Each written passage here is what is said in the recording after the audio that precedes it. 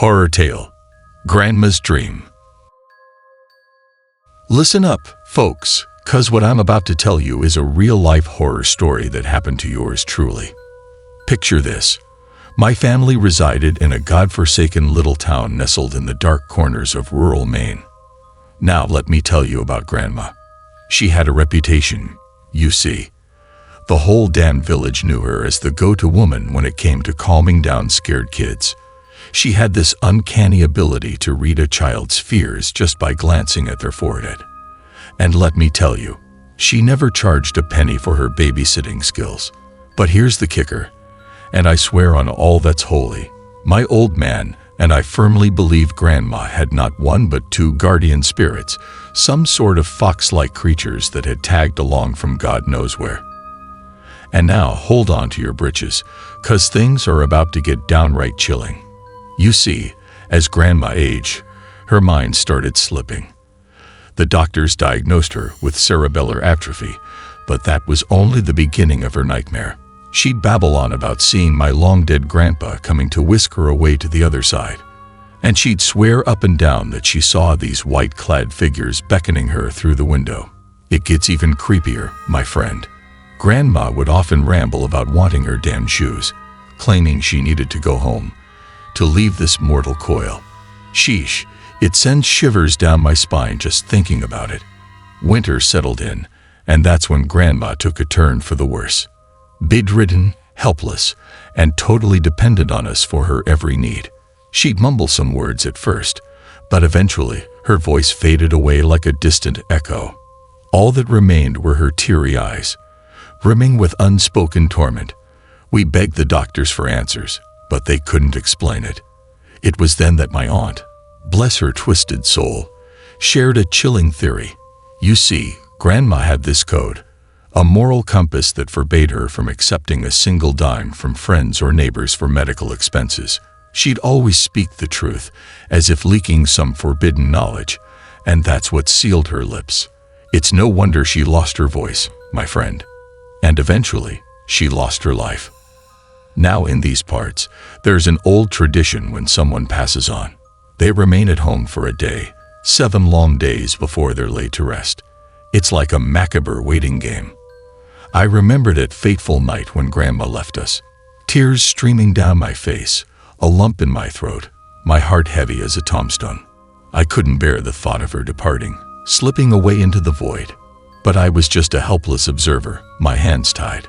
All I could do was pay my respects, so I mustered the courage to approach her casket. And there, my friend, is where the true horror began. I wanted to honor her memory by lighting incense and offering for the departed. But damn, that incense, it defied me. No matter how many times I tried, that sucker refused to catch fire. My heart pounded in my chest as I pleaded with Grandma in hushed whispers. Please, Grandma, you know I'm afraid of the dark. Help me light this damn thing. And then, like a bolt from the blackest night, it happened. The incense burst into flames. I swear, my skin crawled at that moment. She was my flesh and blood, but why did the damn incense light up only after I called out to her? And there was more, my friend.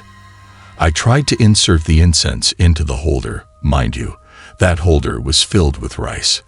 But it wouldn't fit, no matter how hard I pushed. Again, I muttered, Grandma, don't you dare scare me.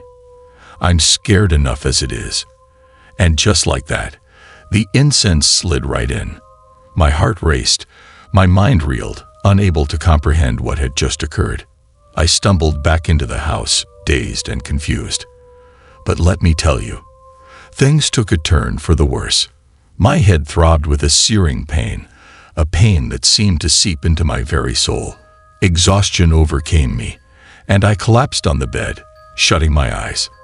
It was then, my friend, that I entered a realm where reality and nightmares intertwined. In that twisted realm, I dreamt of Grandma, alive and standing there, separated from me by a plank of wood, her head and face concealed by a piece of cloth, suffocating beneath its weight. Her hands flailed, desperately struggling for breath.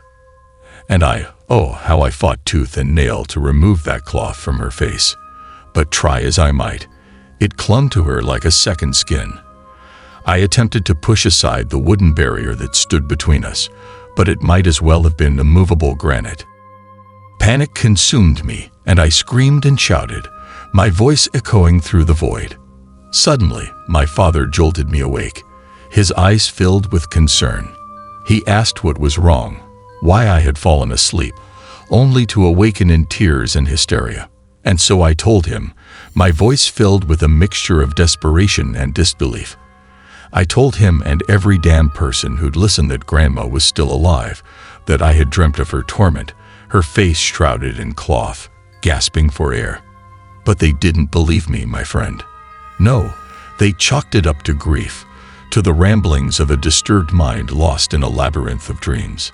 It wasn't until the day of Grandma's funeral, just before the burial, that they finally glimpsed the truth. They opened the casket, and there it was, clear as day. A yellow cloth covered Grandma's face, the very cloth that should have been removed once she was placed in the casket, forgotten by those careless aunts of mine. When everyone saw that cloth, it hit them like a freight train. Suddenly, they believed me, believed that Grandma had reached out to me in that twisted dream. But here's the kicker, my friend. Grandma's head, which had been turned to the side, a crooked neck as cold as the Maine winter, suddenly snapped back into place. It defied reason, logic, and the freezing temperatures that should have stiffened her body. No, her head righted itself with ease, as if it had never been displaced at all. The townsfolk whispered among themselves, each with their own theories. Some claimed it was Grandma's refusal to accept payment for her healing powers that brought her divine protection.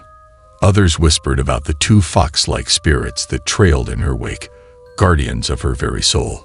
It's been years, my friend, and I'm still haunted by that memory. The memory of a mystery so inexplicable, so horrifying, that it defies all rational explanation. Horror story: The Insect Within. Let me tell you a chilling tale, my friend, straight from the depths of the twisted recesses of my mind. This story bears the touch of Stephen King, where the darkness lurks beneath the surface of a seemingly ordinary town in the heartland of America. Picture yourself in a quaint little town named Chester's Hollow, nestled in the picturesque countryside of Maine. The landscape is adorned with sprawling forests and a sense of tranquility that masks the horrors lurking within. It was the summer of '79 when I, a young man of 18, found myself drawn to the peculiar happenings of this seemingly idyllic place. Having just graduated from high school, I arrived in Chester's Hollow with my sweetheart, a woman with raven black hair named Sarah. We were greeted by the town mayor, an imposing figure with a disarming smile that barely masked an undercurrent of unease. Over a sumptuous meal, we were introduced to our fellow town dwellers and assigned tasks on the local farms. Little did we know, the darkness awaited its moment to awaken. In this twisted tale, my closest friend, a man I'll call Samuel, for his true name still haunts me, and I were assigned to toil in the fields side by side. Samuel had always possessed an uncanny affinity for the shadows, choosing to work in the deepest corners of the sun-drenched landscape. It was there, amid the creeping twilight, that the peculiarities began to unravel. One fateful evening, as the fiery orb of the sun bade farewell to the day, I called out to Samuel, urging him to join me for a well-deserved reprieve. But my voice fell on deaf ears, and he continued his labor with an unnerving intensity. A shiver crawled up my spine as I approached him, tapping his shoulder in an attempt to break his trance. His body twitched as if startled awake from a nightmarish slumber, his sweat-soaked face reflecting a weariness that defied explanation. But he brushed it off, claiming an inexplicable surge of energy. Little did I know that this was only the beginning of the descent into madness. That night, the moon cast an eerie glow upon Chester's Hollow, and Samuel's nocturnal wanderings began.